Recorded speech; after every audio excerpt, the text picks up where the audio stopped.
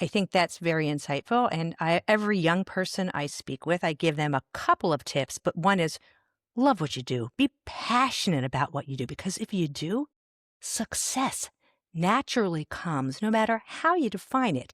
And I did catch one of the things you said that I think is a really good mantra for these younger folks. When you build a business, or if you build a profession or a career, think of it as your house. You want to love where you live.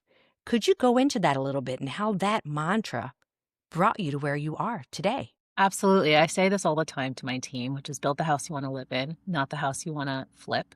And literally think about it as real estate, which is ironic because I'm in the middle of a home renovation right now. But when you make decisions on in a renovation about what you want, you choose things that are higher quality because you know that you're going to be living there for X period of time. Things that are like functional, you are doing what is right. You're putting the drywall up right. You're, polishing the floors correctly, etc., picking the right tile. When you're flipping a house, you are trying to make as much money as possible, and you are going to spend the least amount of money you can on your fixtures, on your tile, that still looks good, so that the goal is to turn a profit. And so I use that analogy for the business because I feel like what we do is we have built this foundation here. We're investing in areas of the business in ways that we run our business that are very different than if we were just like, hey, in 3 years, our goal is to sell this for the most possible. And like, it's like when private equity comes in and they know that they're going to flip a business in a couple of years and they're cutting, everything possible. And you chip away at the foundation and the people and a lot of things like that. So anyways, the real estate analogy was the one I used to kind of describe the way that we run our business and the way we think about building our business. Well, this goes back to another question.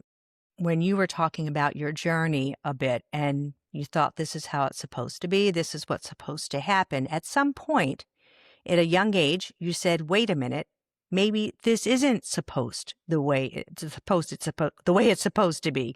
Maybe this is not the way for me. What internal sort of revelation came to you to realize maybe this isn't the end all? Maybe going from a magical career or a really great place like a World Bank may not be what's for me. I think it had to do with how I felt every day when I woke up and how I felt every day when I was in the office. It felt very monotonous and I would dread getting up and going to work. And I felt like this is one of my first jobs out of college. I'm only, 23, 24. What is the rest of my life going to be if at this young age, work is already like bringing me down so much? And it wasn't a bad place. The people I worked with were lovely, but it kind of felt, it's not exactly what I did, but it kind of felt like pushing paper around each day. You push it a little bit this way, Smalls pushes it a little bit this way, like the bureaucracy, if you will. And it just felt like I wasn't making a difference. It was like I was, a mouse in a wheel, just kind of running in circles. Okay, so that mouse eventually finds some cheese somewhere and says, you know what? I think I'm going to be Yeah.